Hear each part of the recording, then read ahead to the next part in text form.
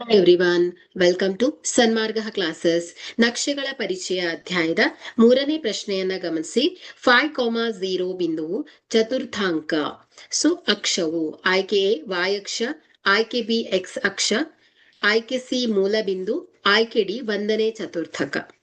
So ಇಲ್ಲಿ ಬಿಂದು 5,0. So ಇಲ್ಲಿ x ಈಸ್ ಈಕ್ವಲ್ ಟು ಏನ್ ಹೇಳಿ 5, y ಈಸ್ ಈಕ್ವಲ್ ಟು 0 ಆಗಿದೆ. ಸೊ ಯಾವುದೇ ಒಂದು ಬಿಂದುವಿನ y ನಿರ್ದೇಶಾಂಕ ಏನು 0 ಆಗಿದ್ರೆ ಸೊ ಆ ಬಿಂದುವು x ಅಕ್ಷದ ಮೇಲೆ ಇರುತ್ತೆ. ಓಕೆ, ಸೊ ಅದೇ ರೀತಿ ಚಿತ್ರವನ್ನ ಗಮನಿಸಿದ್ರೆ ಗೊತ್ತಾಗತ್ತೆ ನಿಮ್ಗೆ.